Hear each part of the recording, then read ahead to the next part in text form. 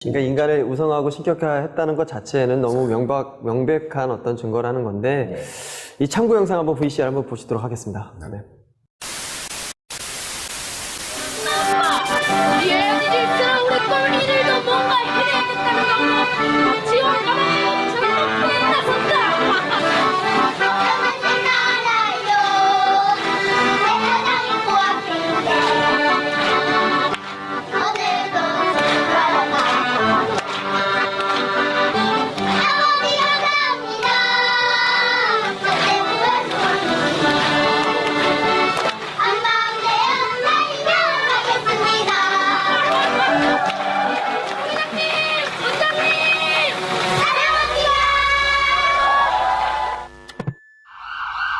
좀 신기한 것 같아요.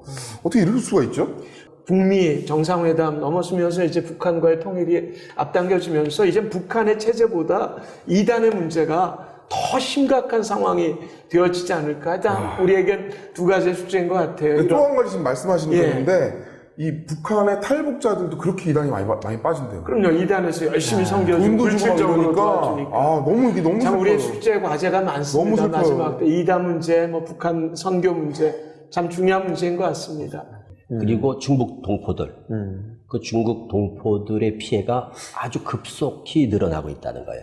왜 그러면 그들은 넘어와서 이제 우리 지금 이 남한에 정착하는 데 있어서 여러 가지 어려움이 있는 분들이잖아요. 그런 걸 아주 교묘하게 이용해서 접근하는 거예요. 그게 물질적인 것이든 여러 가지 필요한 부분들을 제공해 주면서. 그래서 그분들은 또 이런 어떤 이단 문제에 대해서도 별 경계심이 없고. 그렇죠. 그래서 지금 이 부분도 우리가 조금 더 우리 관심을 가지고 많이 간다고. 그쪽에 계신 분들에 대한 어떤 예방책이 좀 속히 마련돼야 된다는 생각이 해외 듭니다. 선교도 마찬가지입니다. 곧 LA 쪽에 좀 갈 일이 있는데 거기 LA에만 신천지인이 한 2,000명 정도 있다고 그러네요. LA에도요? 그래서 우리가 진짜 전 세계의 어떤 선교와 이단의 문제를 같이 우리가 함께 지경을 넓혀서 기도해야 될 참 중요한 문제라고 이제 생각합니다. 공통점이 느껴지는데, 다 보면 그 외롭고 약하고 네네. 착한 사람들을 이렇게 공격하는 참 그런 공통점이 느껴지는데, 그들도 이제 찬송을 하잖아요. 네. 그들이 하는 그 찬송가 이미지 한번 준비를 해주셨다고 하는데 한번 저게 설명 좀 부탁드립니다. 2014년에 신천지가 자체적으로 찬송가라는 그 찬송집을 찬송가인 줄 만들어냈어요. 알았어. 똑같네. 그래서 전국적으로 이제 찬송가 가사도 공모하고 뭐 저런 거보다도 저런 거 오히려 양호하죠. 만이왕을 찬양하며 경배하자. 뭐 이런 아주 노골적으로 이런 곡도 많이요? 만이왕 우리 많이? 우리 많이요. 만이왕을 찬양하라. 뭐 그런 곡이 이제 계속해서 그것이 이제 이슈화되고 그러다 보니까 이만희 교주가 아주 이례적으로 그 곡을 누가 만들었느냐. 그래서 그 곡을 만든 데 관여한 사람을 아주 징계를 했어요. 왜 많이 그래서 와요? 그런 거를 거기다 올렸냐. 이거는 내 뜻이 아니다. 이런 일부러 또 식으로 이제 그런 액션을. 그래서 이제 나는 이제 나는 그런 적이 나는 이렇게 없다. 드러나는 거 싫어하는 사람이다. 네. 그냥 더 아주 어떻게 보면 더 아주 화려치하고 비열하죠. 아니 그 가사 중에 해를 입은 어머니 여자에게서 나신 자 이거 무슨 계시록 12장에 해를 입은 여자가 낳는 아이가 있습니다. 그 아이가 망국을 다스릴 맞아요. 철장을 가지고 망국을 다스릴 남자. 그 이제 보통 예수 그리스도로 우린 이해하는데 그 아이가 이만희 교주라는 거거든요. 네. 그러니까 결과적으로 이만희 교주를 찬양하는 거예요, 다 찬송. 사실 이단들이 참 무서운 게 뭐냐면 이 말씀을 볼 때 여기 짜집기, 저기 짜집기, 여기 짜집기 하는 거예요. 근데 솔직히 말씀은 앞뒤 문맥을 보고 이렇게 전체적으로 봐야 되는 건데 여기 이거 맞네? 이거 이렇게 많이 보더라고요. 그렇죠. 특히. 지금 발췌해서. 네. 오늘 MC분께서도 사회 그 가수이시지 않습니까? 근데 하나님의 교회나 통일교 보면 안상홍님 지으신 모든 세계 통일교는 하나님 들어가는 자리에 참부모님을 집어넣어서 우리 CCM이나 찬양이나 찬송을 그렇게 부르거든요. 이런 건 나중에 좀 문제 제기를 좀 해주셔야 될 것 같아요. 찬양 네네. 사역자들께서. 네네네. 예. 정말 어떻게 이런 일들이 가능한 것인지 신천지 연관 검색어 드디어 이제 이 마지막 탑 1 공개 부탁드립니다.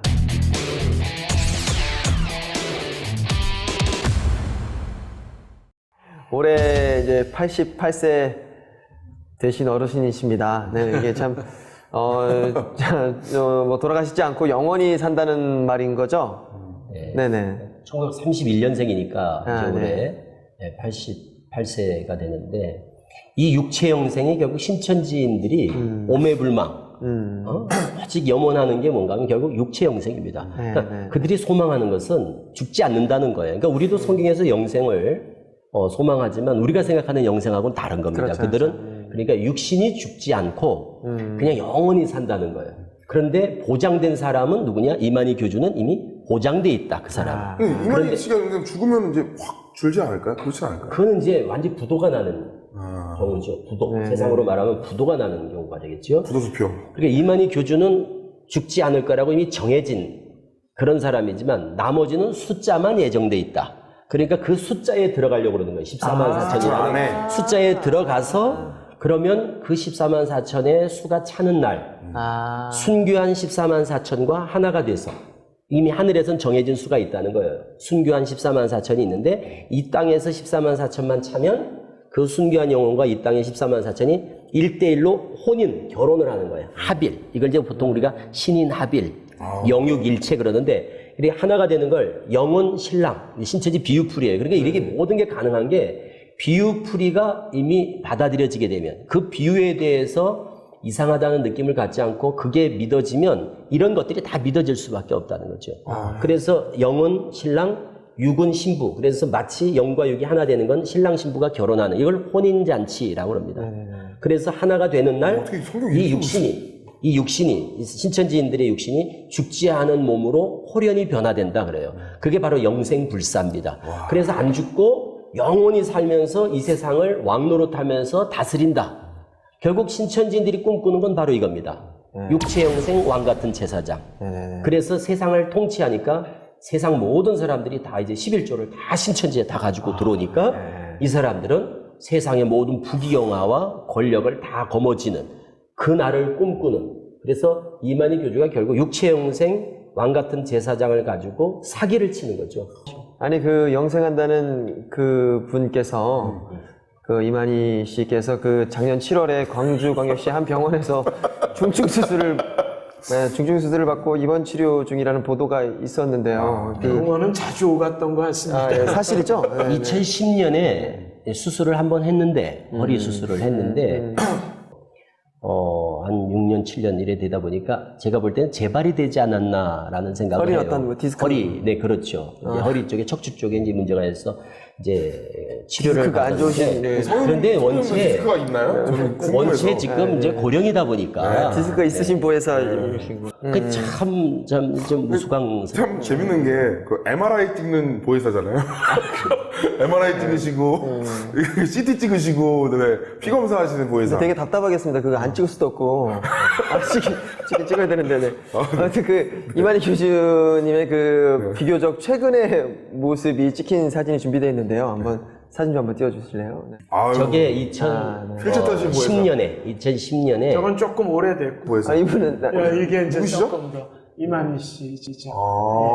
여기 이제 2013년 경인데 2013년. 이 보혜사님 좀 머리 좀 심어드려야 될 것 같은데 머리가 많이 빠지셨는데 우리 가발이. 모두 연약한 사람들이어서 죽을 수밖에 없는데 이렇게 끝까지 고집하는 게 참 마음이 아프고. 저 사진 두 번째 답답한 사진은 신천지에서 제일 이렇게 노출되기를 꺼려하는 근데 사진이에요. 이게 이 이게 좀 아니 약간 그 뒤에 사진. 뒤에 사진. 위험한 발언이 될 수도 있지만 그 실제로 지금 확실히 살아계신지 아닌지도 사실은 어쩌면 모르는 거 아닌가요? 아니 제가 봤어요. 아, 그래요? 최근에 아, 그러세요? 네네. 수료식한 장면을 내가 봤는데 네. 저는 이제 10년 전에 네네. 이제 나왔으니까 그런데 정말 많이 늙었더라고요. 네. 그리고 몸도 거동하는데 뭐 언약의 사자님 나오시겠습니다 이러는데 이렇게 등단하는데 보니까 몸이 불편해 보여요. 그러니까 어쩔 수 없겠죠. 그런데도 그들 눈에는 지금도 정정하시다 이렇게 이제 보는 게 뭐 어떻게 보면 저게 안 죽는다는 확신보다도 제가 볼 때 신천지들의 심리는 안 죽었으면 좋겠다는 심리, 바람이 훨씬 더 크지 않겠나. 아니 저는 좀 우려가 되는 게 그것도 이렇게 꾸며내지 않을까 앞으로는 어쩌면 그 영상이나 뭐 이런 걸로 그래서 요즘에 피해자들을 만나보면은요, 그런 말씀을 한대요. 딸에게, 너 이 총회장 교주가 죽니, 안 죽니? 그러면 안 죽습니다. 죽으면 엄마한테 가정으로 돌아올 거니?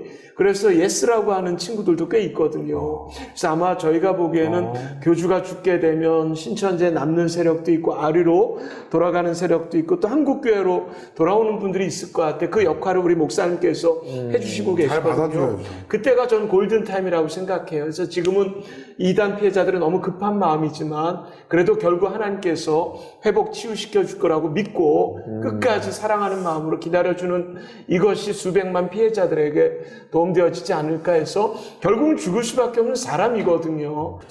돌아가시지 않은 걸로 계속 플레이를 어떻게든 할까봐 그런 것도 좀 우려가 되는데, 만약에 이만희 씨가 이제 사망을 하면, 그러면 이제 그게 알려지면, 그러면 이제 신천지는 어떻게 될 가능성이 많나요? 일단 부도를 맞는 상황이니까. 부도수표. 그러니까 다른 통일교나 하나님교회하고는 조금 양상이 다르죠. 왜냐하면 다른 곳은 교주가 절대 안 죽을 것이다, 이런 어떤 확신? 이거 교리적으로 그렇게 해서 확신을 심어준 게 아니니까. 교주가 죽어도 뭐 조금 이렇게 해서 교리 변개하고 뭐 이렇게 넘어가서 큰 어떤 그 파장이 없는데, 신천지 같은 경우는 달라요. 우리 저 소장님 말씀하신 것처럼 신천지인들은 절대 죽지 않을 거다. 그리고 죽으면 내가 나갈게.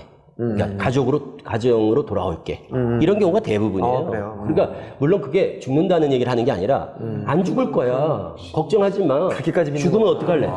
죽으면 내가 간다니까. 그런데 안 죽어, 그런 얘기란 말이에요, 그들은. 그러니까 절대 확신을 가지고 있는 상황에서 교주가 갑작스럽게 어떻게 죽었을 때, 이럴 때는 신천지들한테는 엄청난 충격이죠. 그러면서 수만 명이 일시에 빠져나올 것이라고 이제 제가 볼 때 전망이 되고, 그리고 본류가 어떻게 다 뿌리채 뽑히지는 않을 거라고 봐요. 뭐 다른 경우도 그랬지만 다른 사이비 어떤 그런 교주형 종교 집단도 그게 뿌리채 뽑혀져가지고 없어지고 이러지는 않거든요.